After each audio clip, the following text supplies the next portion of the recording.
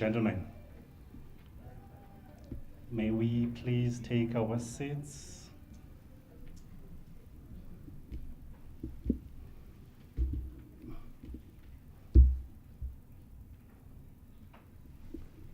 All protocol observed.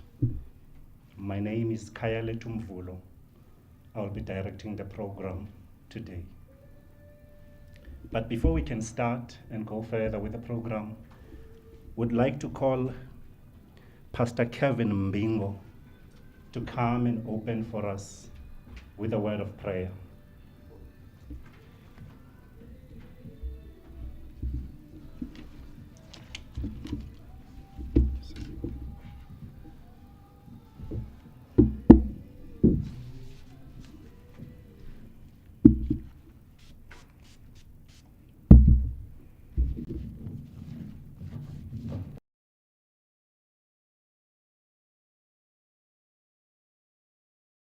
Amen. Let's open our heads and pray. Heavenly Father, we come before you this afternoon. You are Lord God Almighty, you live, you stand forever. We bring this session before you because you are God. You have said in your word, unless you build the house, those who build it, they build it in vain. We want to dedicate this service to you, each and every speaker on the program. We are praying together with the family. We are praying together with the people in this auditorium. And those that are connected to us today via all social medias that they are there. We trust that all the proceedings are going to go perfectly and well, O God.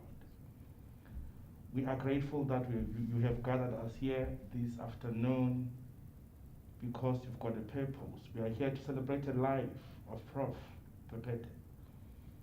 We are grateful for the time that you have given him to us, O God. We have learned so much from him. He has impacted his life and all other great values to us. Hence, we are here to celebrate the life of a man that is well lived.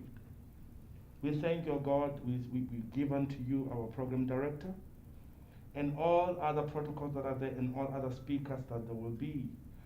Everything that is going to be said here, let it be a lesson unto us. Let us go out on this place today, have taken everything that we could to the whole journey that is waiting ahead of us. We are grateful, O God.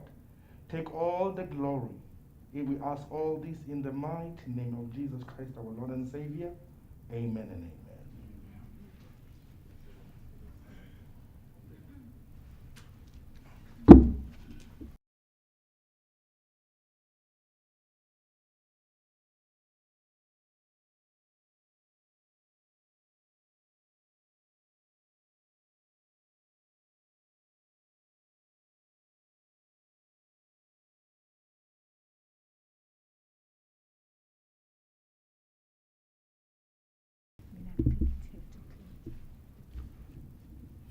Thank you, colleagues and friends. Today we're here to remember and celebrate the life of Prof Lungile Pepeta.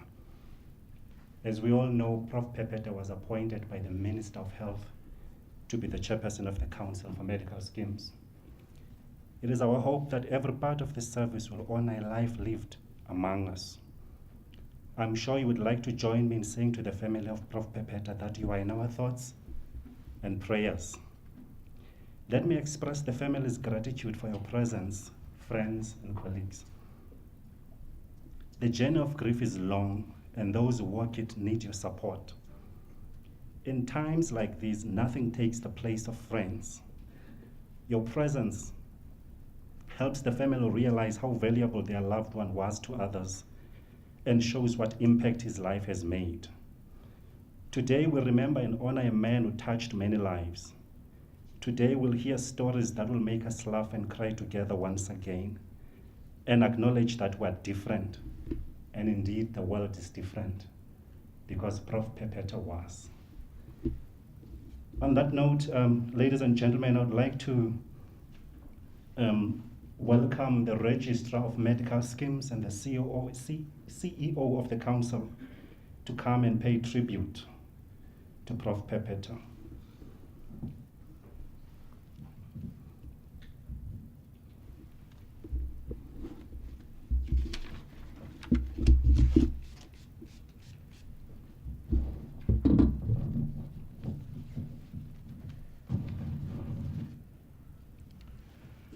Right, thank you, Program Director. Thank you, Pastor. Afternoon, ladies and gentlemen. I'm Sipho Kabane, the Chief Executive and Registrar of the Council for Medical Scheme, and I'm standing here to speak on behalf of the personnel on this sad occasion. On behalf of the CMS and its staff here, I wish to extend our humble greetings and sincerest condolences to the Pepeta family on their loss. I wish to acknowledge all dignitaries in attendance. I'm also extending greetings to our industry stakeholders and those that are attending this memorial through streaming and other technologies. I also want to greet the fellow speakers that will be sharing the podium with me today. In brief, Prof Pepeta was introduced to us here at the time when he was appointed a member of council in November 2017. And during the first meetings that we had, where we held inductions and updates and orientation, it displayed a keen sense of curiosity about this industry that we regulate, but he was also interested in how we were structured as the CMS and what it is that we are expected to do here. For those that know him, would always see that friendly face, a welcoming demeanor that almost invited you to engage and interact with him. A very friendly individual, but please don't be misled here that friendly demeanor means that he accepts ineptitude, slovenly work, and poor quality. He was very strict on those key aspects of our work, and as a result, we got to know him better as a council member. Prof Pepeta saw his attachment to the Council for Medical Schemes as an opportunity to contribute to some of its key deliverables. One of the problems that we had when the new council came in was there was an identified need to improve and strengthen our policy and research capacity. And as a seasoned academic and researcher, he was very keen on that kind of a project. We held many discussions with him, with our past chairperson, and we had already agreed that we would establish a research committee that would support research activities at the CMS.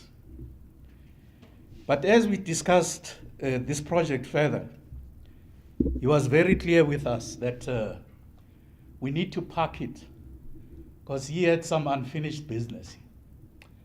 And this unfinished business was the establishment of a medical school at the Nelson Mandela University. This he was very passionate about. One would almost call this his long life passion. And whenever, he had an opportunity, he would be updating you in terms of the progress of that project, the setbacks, and basically how determined he was to make sure that it existed. So he spent a greater part of 2018 and 2019 on this project. And in 2019, towards the end, at one of the council meetings, before it started, he boldly announced that he was now available to provide full-time attention to CMS, because the dream of that medical school at Nelson Mandela had become a reality. So at the beginning of 2020, he was very much keen to focus his attention on CMS and its activities. So those discussions of that research committees started again. But the events that followed make sure that that project, he couldn't see to fruition. Because immediately around March, we had COVID-19 that took the life of the chairperson then, Dr. Mini, around May. And when the Honorable Minister, Dr. Zweli Mkhize, was asked to appoint a chairperson for the council to replace Dr. Mini, he chose Prof Pepeta to succeed Dr. Mini. With this work, he started in June 2020. And after his announcement, the announcement of his appointment, one had an opportunity to engage him in terms of updating and orientating him into his new role. He sounded very excited, very determined to make a go at it. I remember as part of our discussions, when we were talking about the challenges that lay ahead, one of his assertions was, let's do it for Utata Mini. Prof Pepeta only managed to chair one council meeting before contracting COVID-19 and being hospitalized. The council was kept updated about his condition, and all of those updates were hopeful and gave us courage, and we thought he was going to pull through here. But this was not to be.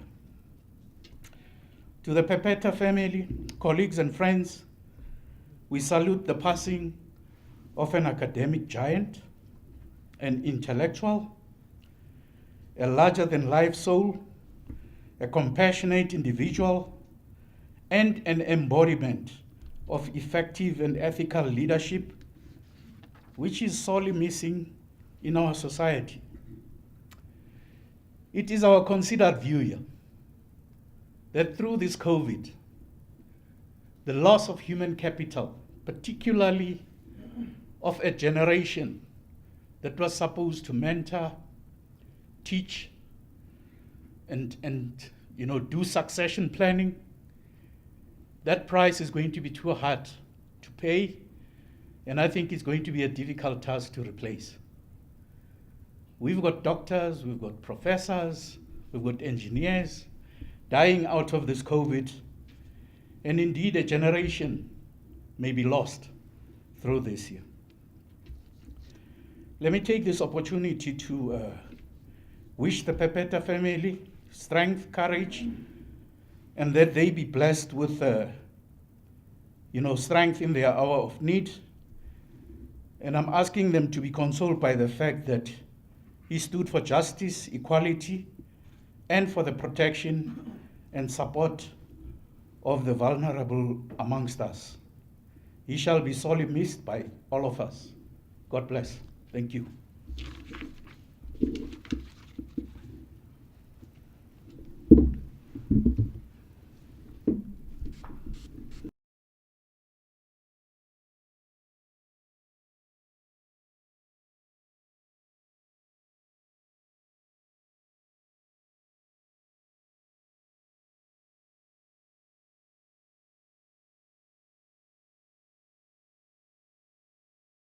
Dr. Kabane, for the fond and wonderful memories that you have of Prof Pepeta.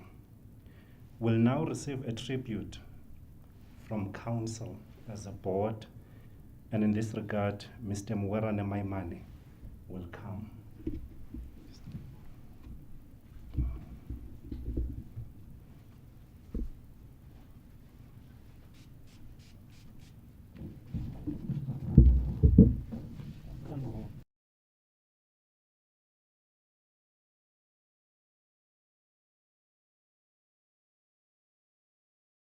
afternoon, everyone. I just told her I can't hold because I don't have a hand. Colleagues from the CMS, council members, colleagues from the industry, staff members, and all protocol observed. I think I'm learning well from Kaya. It is difficult to talk about Prof Pepeta given what has happened in the council. We met in actually the beginning of 2018 after being appointed at the late 2017. But let me perhaps start with the words of a psalmist. If you look at the Holy Bible, Psalm 22, it says, my God, why have you abandoned me? I'm sure this is what most people from CMS should be saying or are saying at this point, given what has happened to us in the last 2 months or 3 months. When we met with Prof Pepeta in 2018 for induction and all that in the first meetings, he was a very quiet person. Quiet, but also very analytical, and you would think that he's quiet, but when he opens up his mouth, you would feel like there's a lot of things that is said and that make sense. I think we know him as a very person who will consult before he says too much. If he doesn't understand, he will ask you, what does that mean? So it is hard to talk about Prof Pepeta because of that. You don't know whether to classify him as quiet, or when he support his motions in council, you would know that he has really analyzed what he's saying.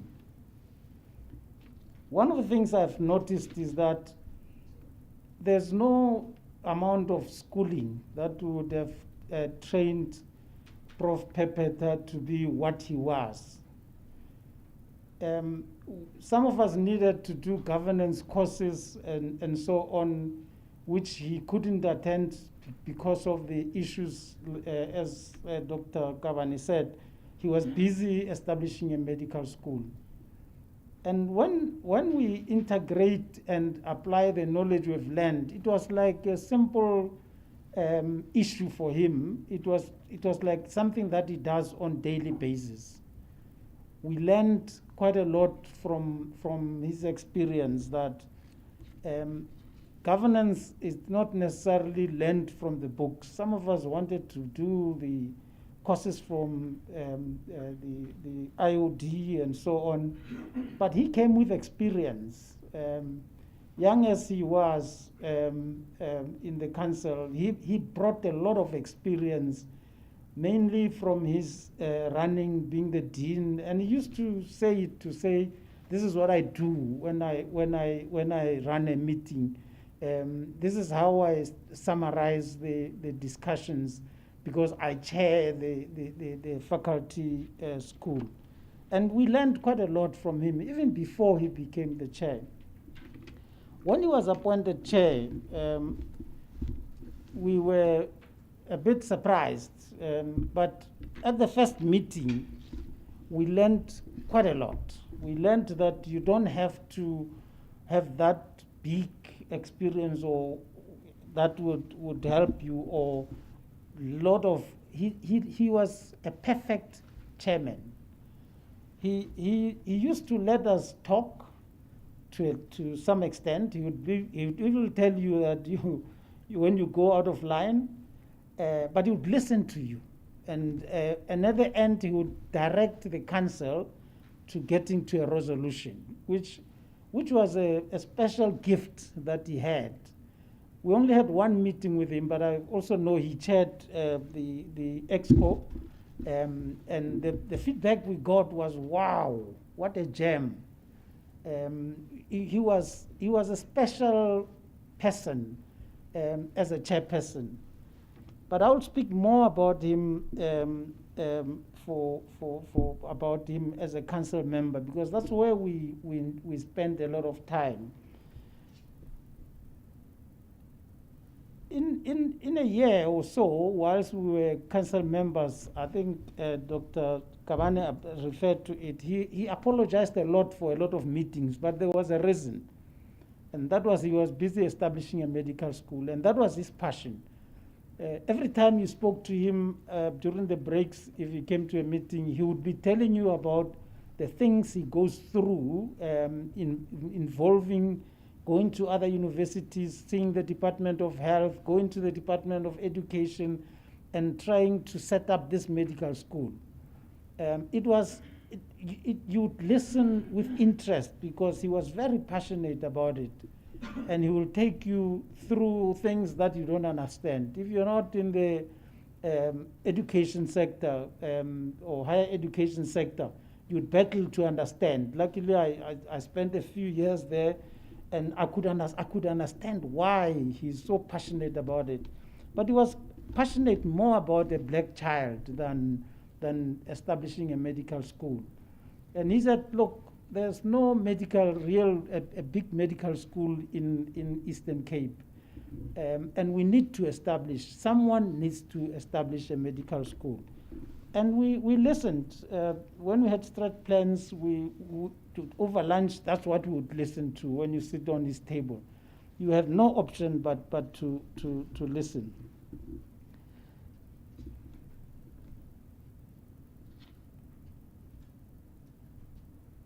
I think maybe to summarize what I would like to say is that Prof Pepeta epitomized what government is always talking about, empowering young people and giving them opportunities.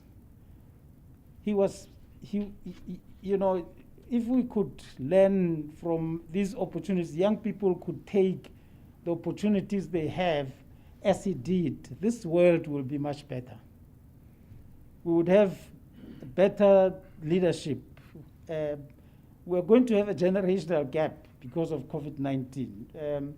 And most of the statistics says most of the people going are the over 60s with comorbidities. But we see that there's also a certain generation in between, some of them not necessarily from COVID-19, but if you look between the ages of 40 and about 55, we lose one in almost every week. Yesterday we lost Bob Mabena, an iconic also in his own right.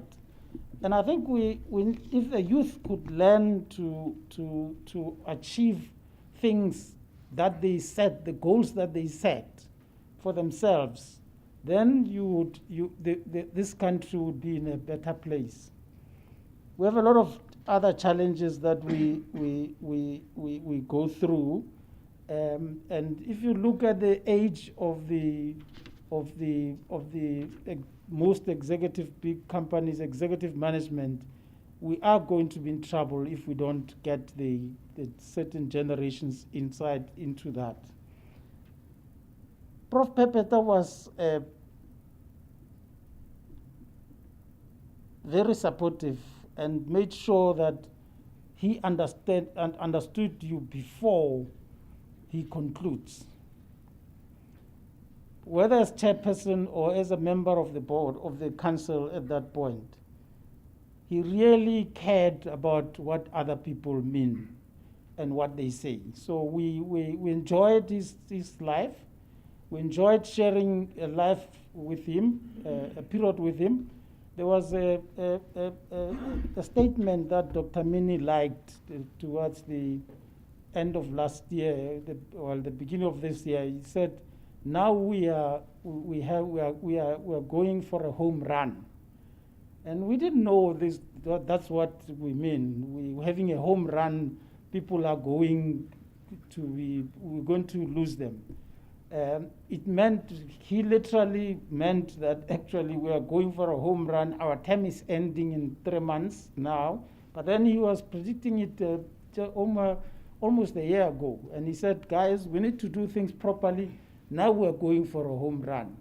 But we did not anticipate this. Hence my starting point to say, look at Psalm 22. My God, why have you abandoned me? Why have God abandoned? We feel like God is abandoning us. And we need prayers from the, we have a lot of priests I see in here. We need prayers to overcome this fear.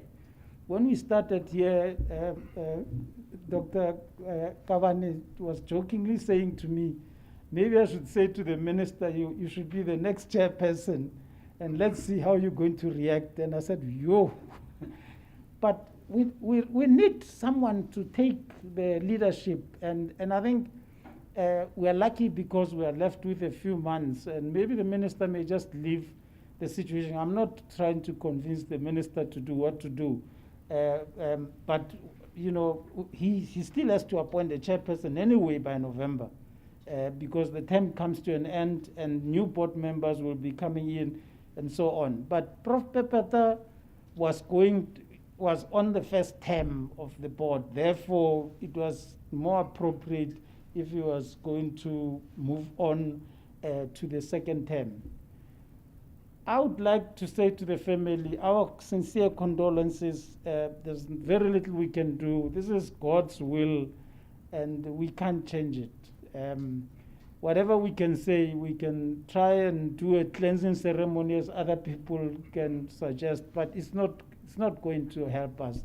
Only God knows. You know, if you were a TV enthusiast, you say, someone would say, we also want to know. But only God knows. Only God knows why it's happening to CMS. Only God knows why the chairpersons of the council are taken by COVID-19. And we all know that this is not the first. We lost the Dr. Sokufa also a few years ago. But God gave us a break for a while until last few months. But only God knows. And I would like to pass my sincere condolences to the family.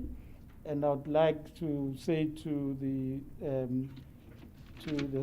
Dr. Pepeta, soul, rest in peace and rise again in glory. Thank you.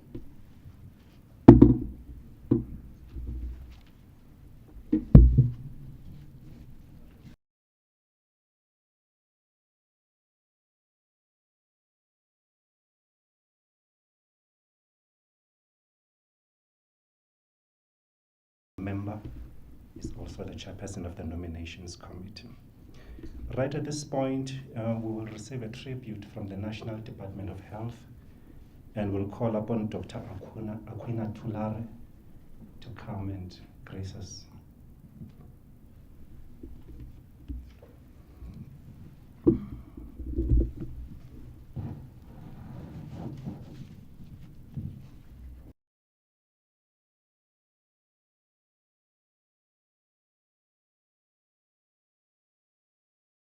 Good afternoon. Good afternoon. Thank you very much for the opportunity that has been given to the Department of Health to speak also during this memorial service. Let me first acknowledge everyone who is here. Can you hear me? Okay.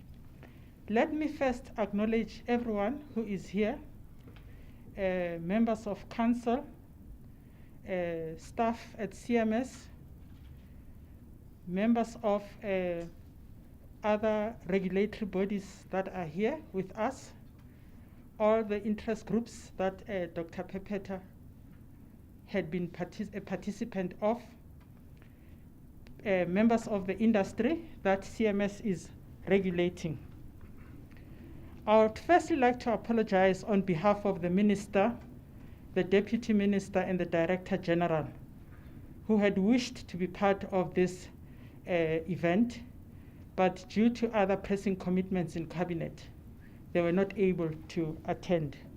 And they have requested that we give this speech on their behalf.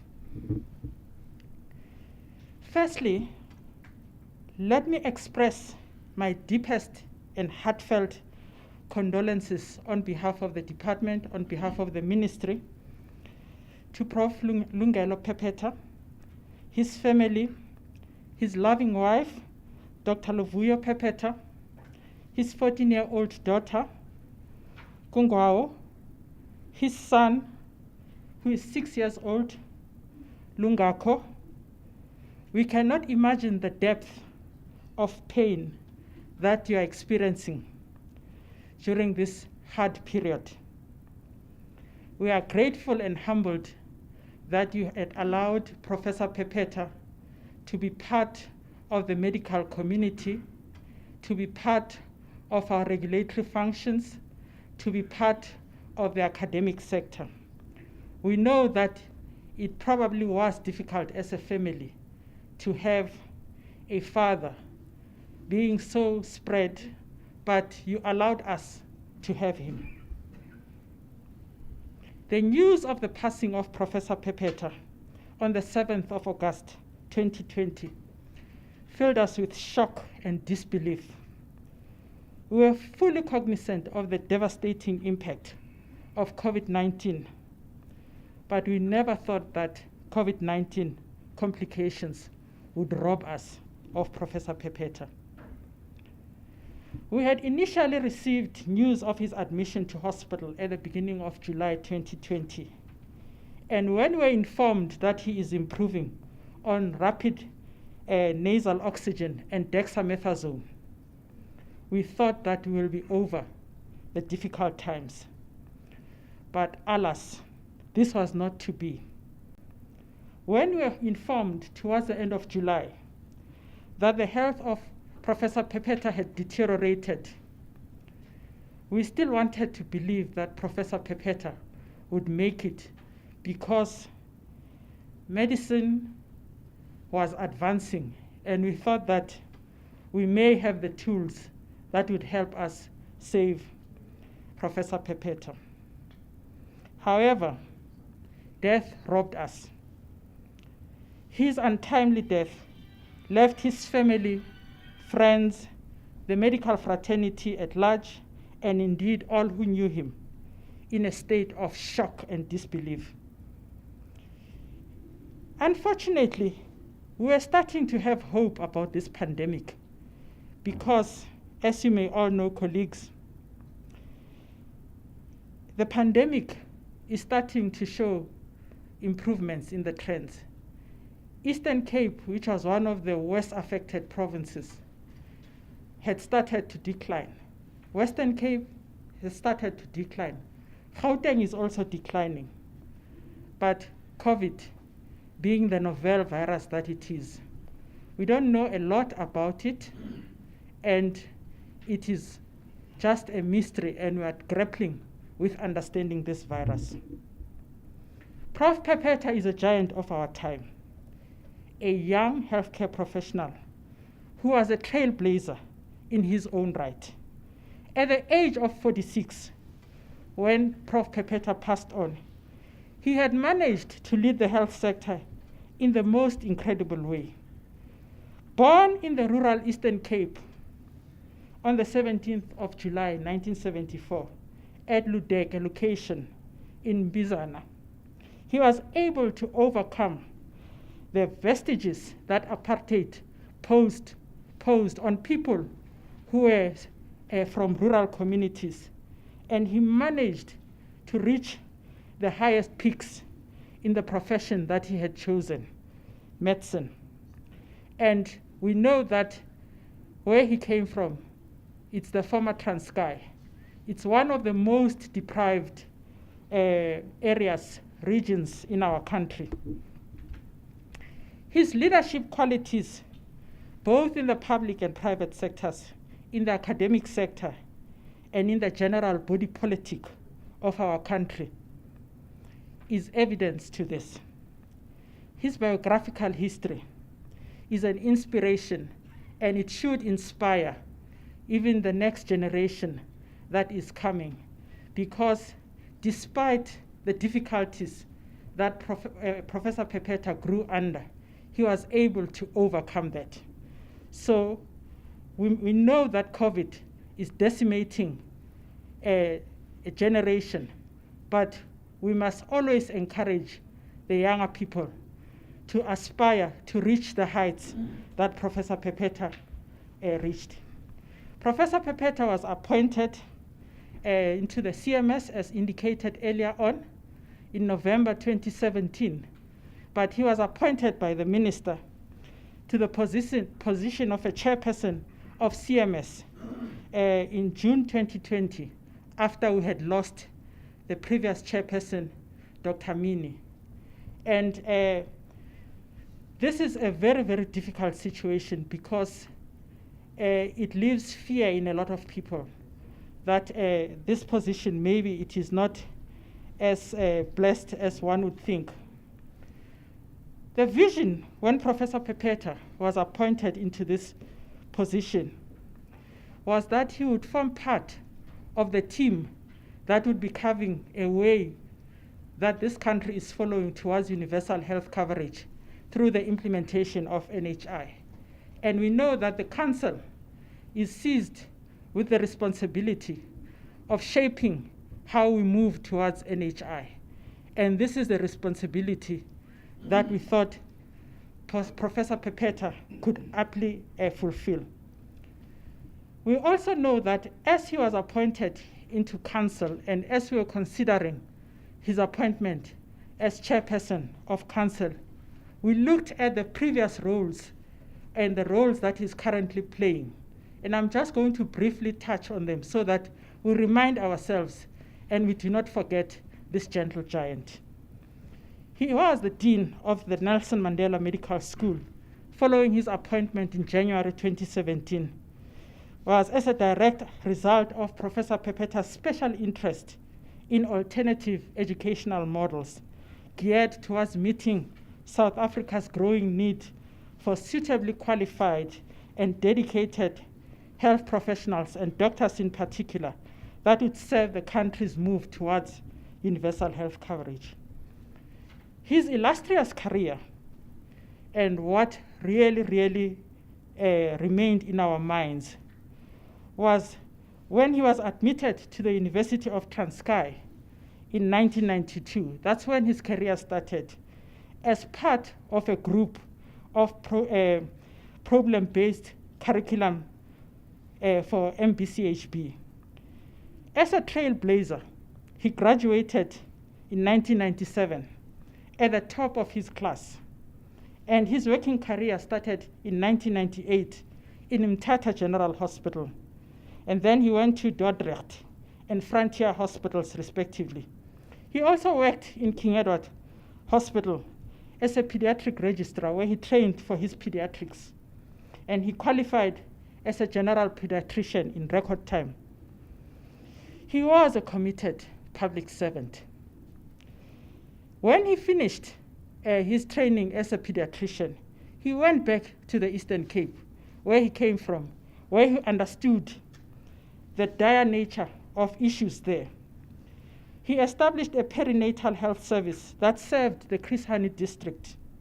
In his quest to further serve the children of South Africa, he went on to qualify, to train as a pediatric cardiologist at Chris Hani Baragwanath Hospital, where he obtained his postgrad training in record time. He also worked briefly at the Vets Hospital Academic Complex, and he also worked at Doranginza Hospital, where he served as the head of pediatrics and also acting CEO and clinical governance manager, a committed public servant. When he returned back to the Eastern Cape, he served as the pediatric cardiologist in the province. And we know that specialists are very, very scarce. And provinces such as the Eastern Cape are finding it very difficult to attract specialists. He remained there to serve the people of the Eastern Cape.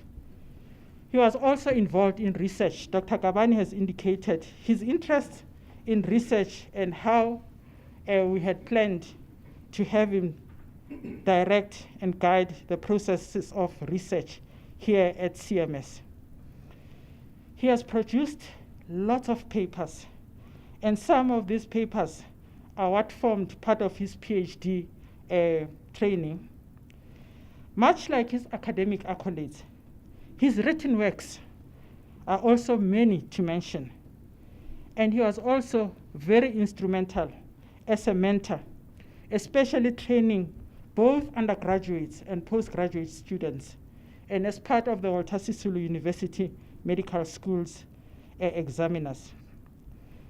Many lives were saved through his relationship with hospitals around the country, including the Red Cross Children's Hospital in Cape Town. And he was also a member of the colleges of medicine. Prof Pepeta was more than just a great scholar and an outstanding academic. He had a way with people, and especially children, which made him best suited for his chosen profession. In all that he did, it was more than just a job for him. And every day he brought with him a solid work ethic, a genuine and uncompromising care for people of this country. He served the medical fraternity very well. And the legacy of his work and ingenuity must be continued by all who had the privilege of interacting with him in life. He was a true leader, a gentle giant, never telling anybody what to do, but instead showing them how to do it well, what can be described as a servant leader. Fare you well, Professor Pepeta, servant of the people. Your legacy will remain in our consciousness forever. The Ministry and the Department of Health value your contribution towards improving access to healthcare for all South Africans by shaping the minds of the younger generation and the older generations as well. You have played your part. Go well and in peace, and may your family find strength in the memories and thoughts of what you left behind. Until we meet again, fare you well. Thank you.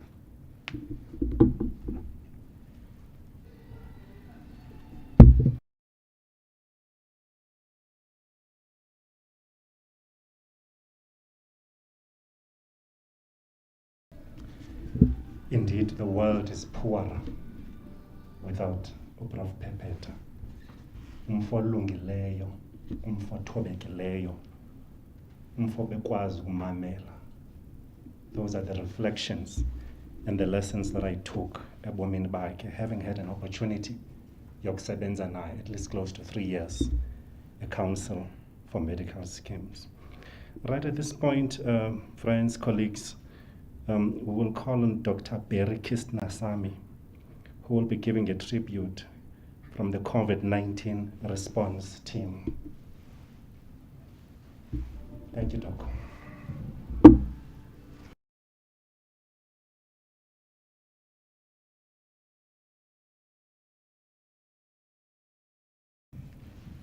Program Director, the officiating minister and colleagues.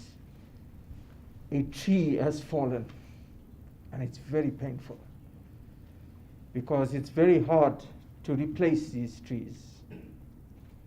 Here is a son of a soil who joins the ranks of approximately 24,000 of our colleagues who currently have been infected, no matter how we are trying as health workers, amongst the 500,000, and about 181 of us have died in the front lines of delivering a program of care as health workers. But I wanted to touch today on a different part, notwithstanding my role with the Kwaina and other colleagues in the National Department of Health. we're trying to help coordinate the response. We're not saying lead the response, it's coordinate, bringing things together. But I want to give another side of Prof Pepeta. Many of you have heard about his life in Bizana. In my other job, I run the compensation program for mine workers. The painful reality of a migrant labor system that fortunately did not take Prof Pepeta, because many of his colleagues and people that he grew up in the villages of Libode, Montfrere, Amzimkulu, basically the only hope was to leave those barren parts of our country and go and eke out a living to dig out the wealth of our country. Prof Pepeta, Prof Fikile Nomvete, Dr. Rabada is here with me and some other colleagues. For the last 3 to 5 years, we've been working in the Eastern Cape. Eastern Cape has 1/3 of the ex-mine workers of the country, 300,000 ex-mine workers, but overall has been the major labor sending area for our country. Prof Pepeta, a year ago, rose to the occasion of the call of the Premier and the ex-mine workers within Bizana and said, I will be called to assist with a program of restitution. We cannot repair the damages of the past, but as many of you know, who are colleagues of mine, who are health workers, these long-term diseases, silicosis, coal workers' pneumoconiosis are chronic diseases we cannot cure you from. And ravaging on top of this was tuberculosis. Prof was key to helping us with a program, and one of the issues that we want to take forward as we go forward to find the funding with the Minerals Council, etc., is how do we deliver a memorial? Besides his other parts you've heard of the brilliant man that he was, rising to the hearts of academic medicine, rising to the hearts of district health services in terms of his provision in the public sector, speaking truth to power. Even when there were problems in the Eastern Cape, in Nelson Mandela Bay, he spoke out and said, we've got to do something about it. But he was there in the leadership, so he wasn't saying, I'm seeing the problem. He said, we are part of the solution. He was part of the Premier's COVID-19 response team. He was part of the Premier's team that was going to deliver a new dawn for the ex-mine workers who delivered the wealth of this country, but then went back to Mozambique, Lesotho, Amzimkulu, Bizana, and actually then they went home to die, as the saying goes. So we want to salute a great son of Africa. He was not just a leader in his own right in terms of rising to the occasion of Walter Sisulu. I was Dean of Medicine when he qualified as a pediatrician in Durban at the Nelson Mandela School of Medicine, and subsequently followed his path. And it was great to touch base with him ultimately. And with humility, he always also saw me as the teacher. So it's fascinating. In his own greatness and wisdom, he also saw us as the leadership in his own career as he moved forward in his life to deliver a new agenda. So he pioneered many things. Bringing in a new medical school is a sizable task. And I don't know how many of you know about Hindu mythology, where you have many heads and many arms. But I think, in a sense, in the true sense, he had many heads and many arms, because to deliver a program to Bishu, deliver a program to ex-mine workers, deliver a program for the Council for Medical Schemes, deliver a program in terms of his own work in delivering pediatric cardiology. And if you read the tributes that have come through the Eastern Cape Herald and the daily newspapers of the loss he is to the children of the Eastern Cape in general, and particularly those with heart conditions. And he was pioneering some new approaches in terms of non-invasive cardiology in the Eastern Cape. So truly, a giant has fallen, a tree has fallen, and to his wife and his daughter and his son, thanks for having him with us for this short space of life on this earth. And I want to conclude by saying from a colleague, from a spiritual leader in the Eastern Cape, life is a song, sing it. Life is a game, play it. Life is a challenge, meet it. Life is a dream, realize it. Life is a sacrifice, offer it. Life is love, enjoy it. Prof Pepeta did all of these things from the rural areas of Bizana to the heights of this country in terms of even trying to manage this 300 billion rand enterprise that the Council for Medical Schemes.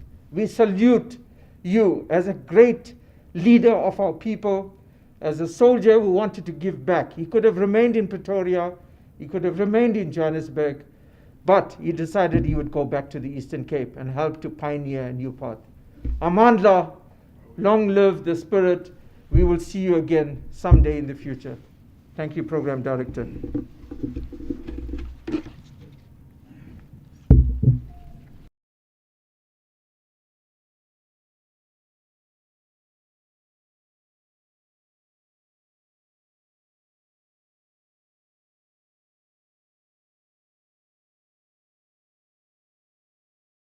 We've had some of the visitors who came a little bit late and would like to acknowledge them.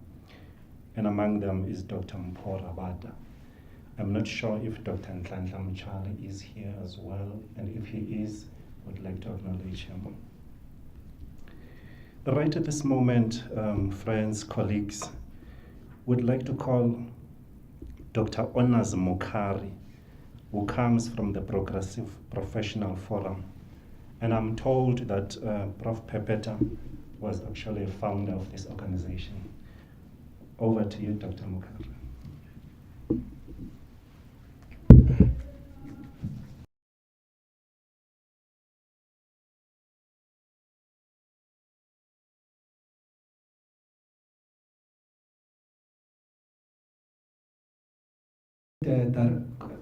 Thank you, Program Director. I would like to pass my sincere greetings to colleagues, friends, family representatives, and other representatives of other organizations where Professor Pepeta was serving. All protocol observed.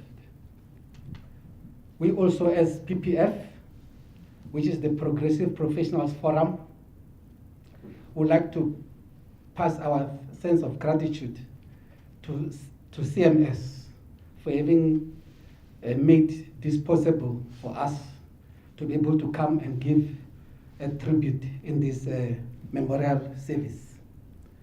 Myself, I'm Dr. Onas Mokari. I am the national convener of PPF on NHI. I was serving in the same committee with Professor Lungile Pepeta. The PPF is a Progressive Professionals Forum, which is a national organization comprising of professionals from different sectors. Professor Pepeta is one of the founding members of the PPF in the Eastern Cape province. Actually, the first structure to be formed in the Eastern Cape province was formed in the Nelson Mandela Bay.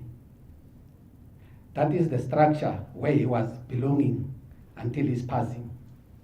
So he was a member of the Nelson Mandela Bay region and also serving at the national level in the national task teams on NHI.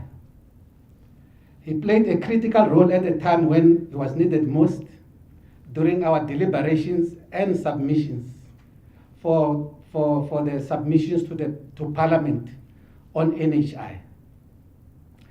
You will remember, most of you, that last year there was a deadline in terms of submissions on deliberations on the bill itself.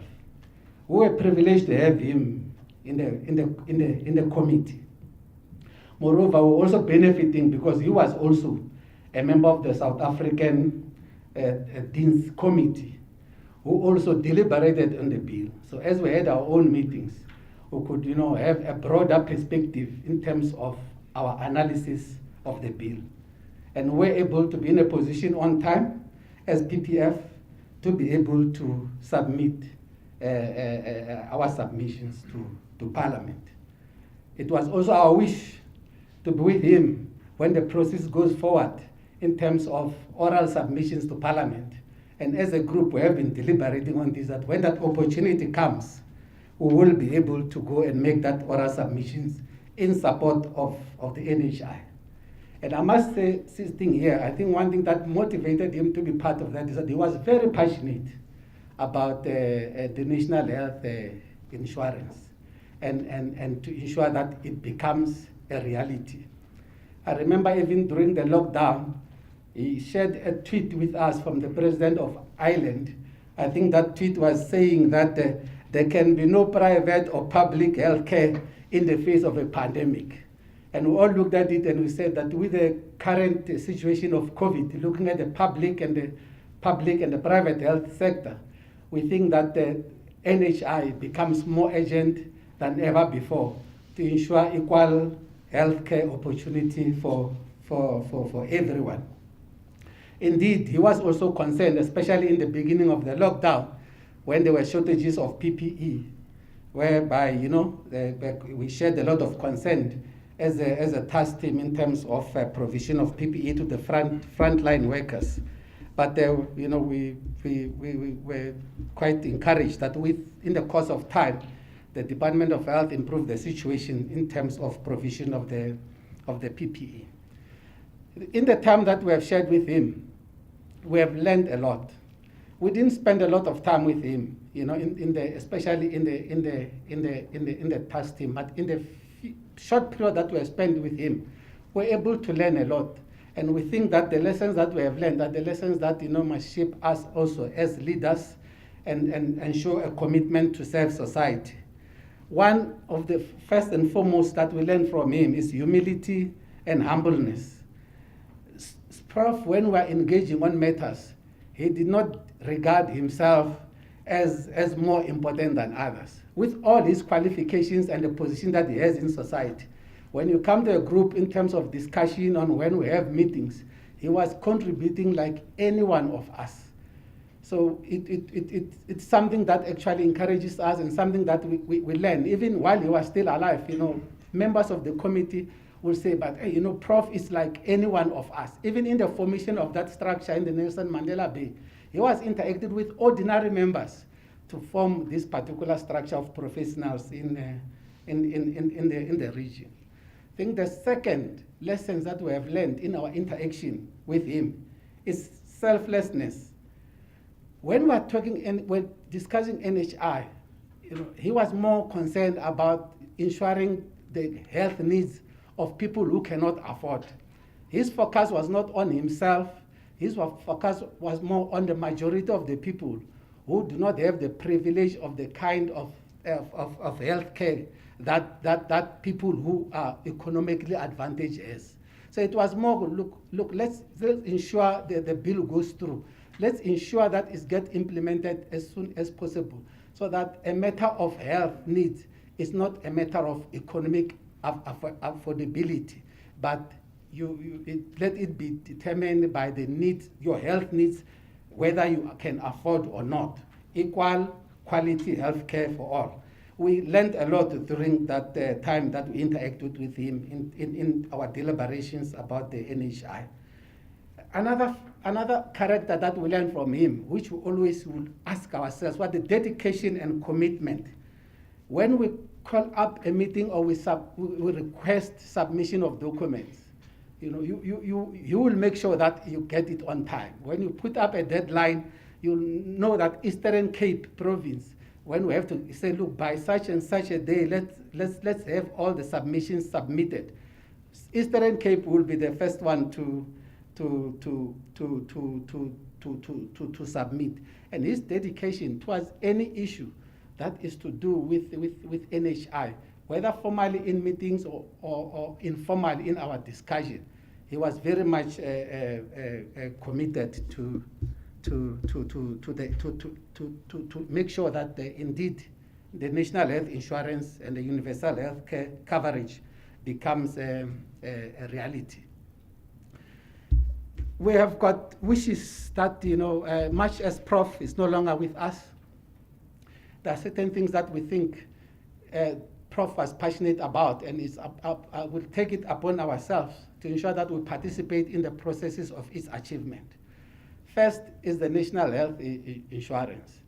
Indeed, the processes were going on very well. Then there was COVID. But it's our belief now that in order for us to preserve his wishes and his legacy, we will appeal to the authorities, we will assist wherever we can as a professional organization as well, to ensure that we contribute in terms of facilitating its implementation.